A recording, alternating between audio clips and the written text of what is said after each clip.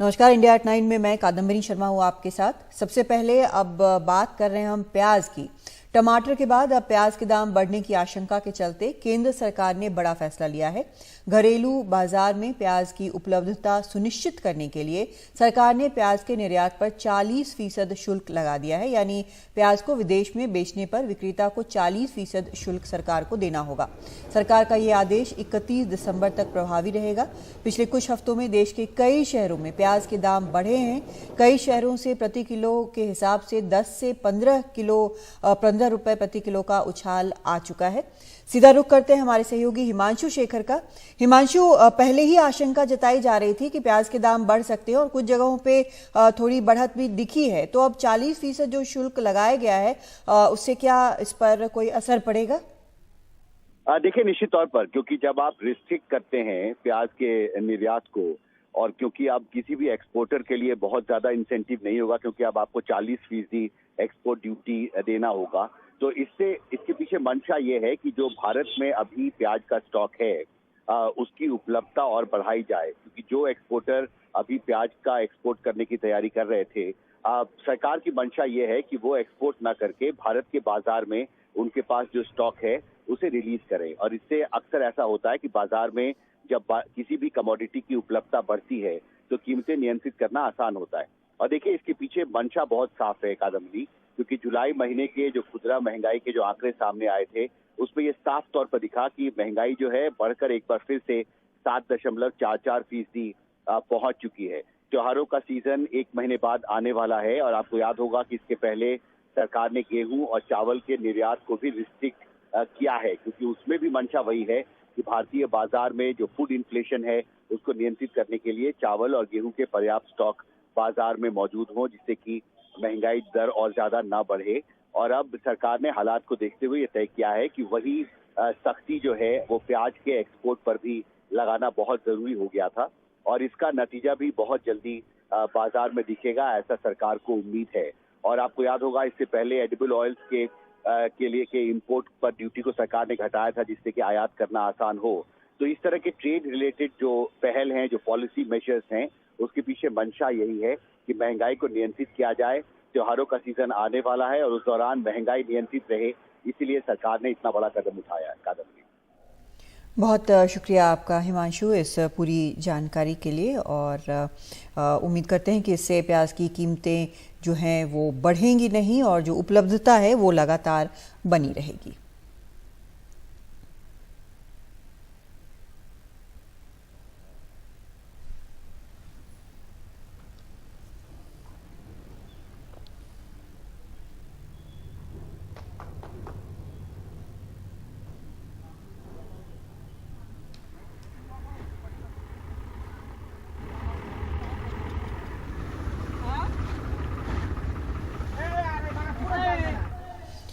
शिमला के समर हिल इलाके में भूस्खलन के चलते ढहे मंदिर के मलबे से अब तक 16 शव निकाले जा चुके हैं। शिमला में ड्रोन से ली गई इन तस्वीरों से आप तबाही का अंदाजा लगा सकते हैं। रेस्क्यू ऑपरेशन अब भी जारी है। शिमला के एसपी के मुताबिक कुछ और ऐसे इलाकों की पहचान की गई है जो भूस्खलन और पेड़ गिरने के प्रति संवेदनशील हो सकते हैं। ऐसे इलाकों से लोगों को निकालकर सुरक्षित स्थान पर पहुंचाया जा रहा है। हिमाचल सरकार ने राज्य में भारी बारिश और भूस्खलन से हुए नुकसान को राज्य आपदा घोषित कर दिया है, और मुख्यमंत्री सुखविंदर सिंह सुक्खू ने इस बारे में एक नोटिफिकेशन जारी किया। सुक्खू ने केंद्र सरकार से इसे राष्ट्रीय आपदा घोषित करने की भी मांग की है। रेस्क्यू और रिट्रीवल ऑपरेशन में कुल 16 बॉडीज जो हैं अभी तक रिट्रीव हो चुकी हैं।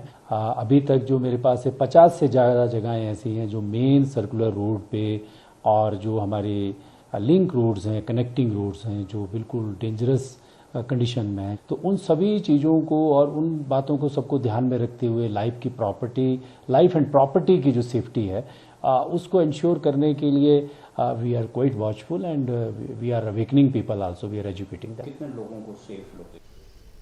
इस वक्त लद्दाख से खबर आ रही है। लद्दाख में 9 जवानों की मौत की खबर है। मरने वालों में से एक जेसीओ और 8 जवान हैं। एक जवान घायल बताया जा रहा है। सीधा राजीव रंजन का रुख करते हैं हमारे सहयोगी का। राजीव, क्या है पूरी जानकारी? मिल पा रही है। शाम 4 से 5 बजे की घटना है। लेह से करीब 150 किलोमीटर दूर कियारी इलाका है। ये न्योमा के पास है, जो चीन से लगी सीमा के पास है। और वहाँ पेट्रोलिंग के दौरान, नॉर्मल पेट्रोलिंग के दौरान 5 गाड़ियों का काफिला जा रहा था। उसमें से एक अशोक लेलैंड का जो गाड़ी जो है वो बताया जा रहा है कि गहरी खाई में गिर गया, जिस वजह से हादसा हुआ। और उसमें उसी के दौरान जो है एक जेसीओ और 8 जवान की मौत हो गई है। एक जवान घायल हो गए। फिलहाल जो जानकारी मिल पा रही है, जो घायल जवान है उनको अस्पताल में भर्ती कराया गया है। पूरे वहां पर जो है बचाव और राहत अभियान जो जारी है।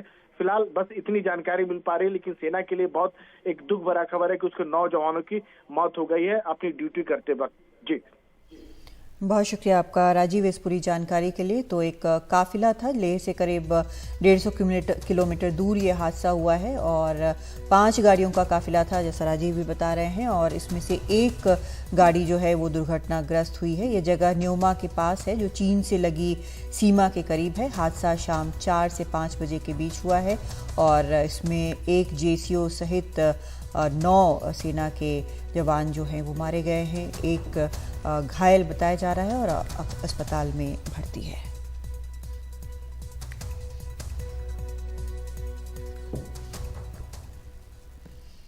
रुक करते हैं बिहार का, जहां के अररिया में पत्रकार विमल कुमार यादव की हत्या के मामले में 4 आरोपियों को गिरफ्तार कर लिया गया है। विमल यादव अररिया के रानीगंज में एक दैनिक अखबार के रिपोर्टर थे। अपराधियों ने उनको घर से बाहर बुलाकर उनकी हत्या कर दी। विमल कुछ साल पहले अपने भाई की हत्या के केस में मुख्य गवाह थे। पुलिस के मुताबिक उन्हीं अपराधियों ने विमल की हत्या की है। फिलहाल पुलिस ने गिरफ्तार किए 4 आरोपियों से पूछताछ की है। आपको बता दें कि पुलिस ने इस मामले में 8 लोगों को नामजद किया है, जिसमें से 4 गिरफ्तार किए गए हैं।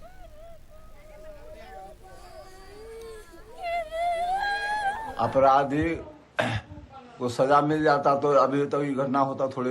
2019 में जिस तरह से 19 में घटना हुआ, उसका कोई सजा नहीं मिला। सुरक्षा का मांग किए थे विमल यादव, सुरक्षा का मांग किया गया था। सुरक्षा का मांग किए हैं बाल बच्चे का। बाल बच्चे कहाँ पर रखेंगे, हम कैसे रखेंगे, ये भी हमको भय लग रहा है। विमल यादव ने ये पुलिस को बताया था कि उनकी जान को भी खतरा है किसी से। जी हाँ, बताए थे। पुलिस को 4-5 रोज पहले वो कह चुके थे कि देखिए हमारे ऊपर खतरा लग रहा है, आप हमको सुरक्षा बल दीजिए डेरा पर। कल दिनांक 18/8/23 को दैनिक जागरण अखबार के पत्रकार श्री विमल कुमार यादव की हत्या के मामले में उनके पिता हरेंद्र प्रसाद सिंह के फर्द बयान के आधार पर रानीगंज थाना कांड संख्या 338-23 धारा 302, 120, 34 भादवी और 27 आम सेक्ट के अंतर्गत दर्ज किया गया है, जिसमें इनके द्वारा कुल 8 लोगों को नामजद अभियुक्त बनाया गया है। तो 8 नामजद अभियुक्तों में से 4 अभियुक्त को गिरफ्तार किया गया है। 2 नामजद अभियुक्त वर्तमान में न्यायिक अभिरक्षा में बंद हैं। जेडीयू अध्यक्ष ललन सिंह ने सरकार पर उठ रहे सवालों के जवाब में कहा कि कानून अपना काम करेगा। साथ ही उन्होंने मणिपुर हिंसा का भी मुद्दा उठा दिया। लॉ एंड ऑर्डर में किसी की हत्या हुई है और कोई अगर हत्या हुई है तो हत्यारा पकड़ा जाएगा, ये कानून का काम है। लॉ एंड ऑर्डर तो खराब है मणिपुर में। 3 मई से वहां हिंसा हो रही है, प्रतिदिन हिंसा हो रही है। जो INDIA का जो प्रतिनिधि मंडल गया था उसमें मैं भी गया था और पूरे जो दोनों समुदाय के जो राहत शिविर है, उन दोनों समुदाय के राहत शिविर में हम लोग गए थे। दोनों समुदाय में एक भी समुदाय का विश्वास वहां की राज्य सरकार पर नहीं है। डबल इंजन की सरकार है और 3 मई से वहां की हालत बेकाबू है, नियंत्रण नहीं कर पा रहे हैं और कानून व्यवस्था की बात कर रहे हैं। थोड़ा सा भी तो लोक लिहाज रहना चाहिए। महाराष्ट्र आईसिस मॉड्यूल पर NIA का नया खुलासा हुआ है। NIA के मुताबिक मुंबई महाराष्ट्र में आईसिस का स्लीपर सेल तैयार हो रहा था। आतंकी कार्रवाई को अंजाम देने के लिए ट्रेनिंग भी दी गई थी। बम बनाने के लिए भी 2 दिन की ट्रेनिंग रखी गई थी। पुणे की ट्रेनिंग में था पड़गा से गिरफ्तार शमील नाचन। वहां पर तैयार विस्फोटक पुणे भी लाया गया था। NIA ने कोर्ट को बताया कि पुणे मुंबई में आतंकी साजिश को अंजाम देने की तैयारी चल रही थी। पुणे, मुंबई, ठाणे, रत्नागिरी और गोंदिया से अब तक 10 संदिग्ध गिरफ्तार हो चुके हैं।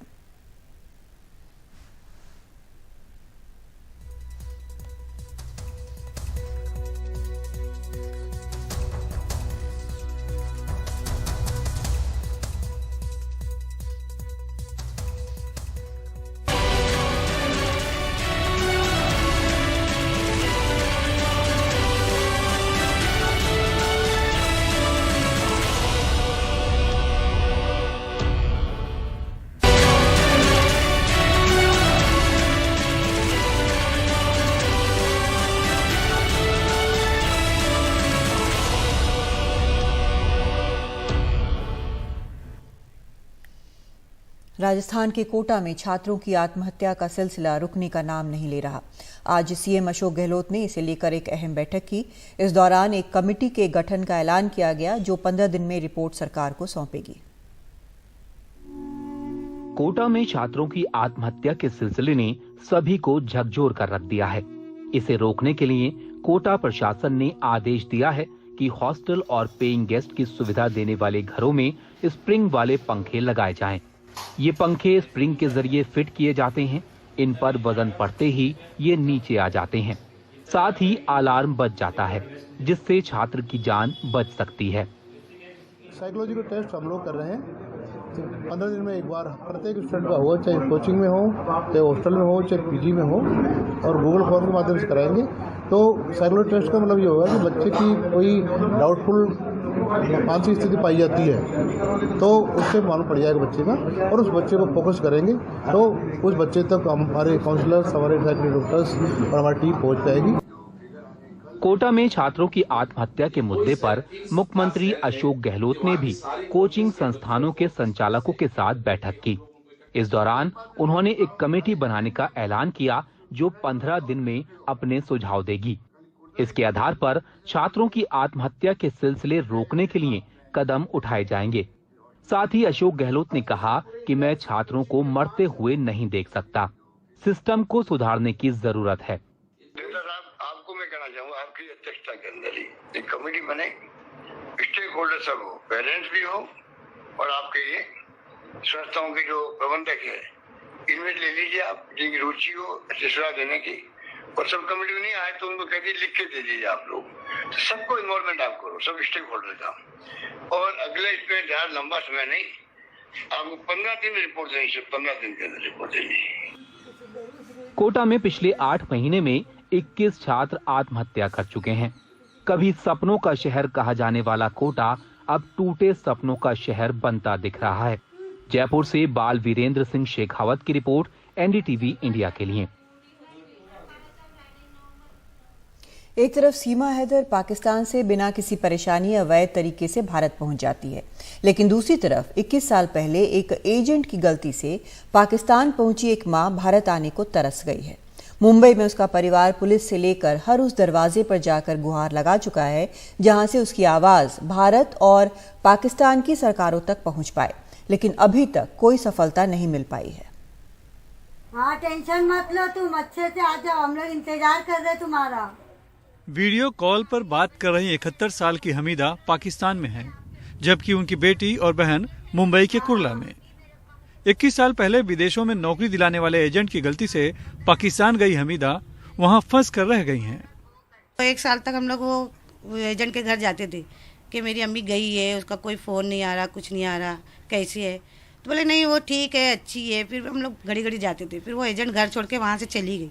1 साल के बाद से मेरी अम्मी का कोई कांटेक्ट नहीं था। पाकिस्तान का तो सोच भी नहीं सकते कि हम लोग वहाँ पाकिस्तान में गई होगी, कि दोहा, कतर और दुबई काम के लिए जाती।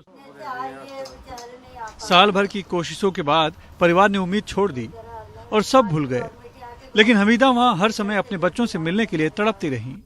आखिरकार 20 साल बाद पाकिस्तान के सामाजिक कार्यकर्ता वलीउल्लाह मारूफ के जरिए जब हमीदा का वीडियो वायरल हुआ तो मुंबई में परिवार को पता चला और फिर वीडियो कॉल के जरिए बात होने लगी और फिर हमीदा की दुख भरी कहानी सामने आई। उन्होंने बताया कि 3 महीना तो कोई झोपड़ी में इसमें थी, फिर वहाँ से निकली तो फिर एक शख्स ने उनसे शादी कर ली कि उनकी बीवी का इंतकाल हो चुका था, उनके छोटे बच्चे थे। तो बोले इधर उधर भटकेंगे, अच्छी नहीं औरत जाते। तो मेरे बच्चों की रोटी खाना बनाने के लिए तो फिर उनके साथ में वो रहती थी, खाना बनाती थी। अब उनका भी वो भी ऑफ हो गए। यास्मीन ने बताया कि हमारे पिता 21 साल पहले मां के लापता होने के 3 महीने बाद ही गुजर गए थे। अब पाकिस्तान में मां को सहारा देने वाले दूसरे पति भी गुजर गए हैं। मां के पाकिस्तान में होने की जानकारी मिलने के बाद से ही परिवार हर उस दरवाजे पर गुहार लगा चुका है, लेकिन साल भर बाद भी कोई सफलता नहीं मिलती दिख रही, सिर्फ आश्वासन मिलता है। 20 साल से हम लोग बिछड़ गए ले। वो गवर्नमेंट से रिक्वेस्ट है कि जल्द से जल्द भेज दे हमारी बहन को। हम भाई बहन थे, हमारे 3 भाई गुजर भी चुके, एक बहन भी गुजर गई। अभी उनको हम लोग बताए भी नहीं है। अच्छा, हमने बताया नहीं आपको? बताए उनको, हालांकि वो पूछते रहती बार बार, वो सबका नाम लेती है, पूछती है वो भाई कैसा, वो बहन कैसी, मगर हम उनको नहीं बताए। वही रिक्वेस्ट है कि हमारी बहन को जल्द से जल्द भेज दे। एक तरफ सीमा हैदर है जो पाकिस्तान से अवैध रूप से हिंदुस्तान आई है और अपने प्रेमी के साथ यहाँ खुलेआम रह रही है। दूसरी तरफ भारत की हमीदा बानो है जो गलती से पाकिस्तान पहुँच गई, लेकिन अब वो अपने परिवार के साथ हिंदुस्तान में अपने बच्चों से मिलने आना चाहती हैं, लेकिन नहीं आ पा रही हैं। मुंबई से कैमरामैन अशोक महारी से सुनील सिंह, एनडीटीवी इंडिया के लिए। इंडिया एट 9 में आज इतना ही, लेकिन एनडीटीवी इंडिया पर खबरों का सिलसिला जारी है।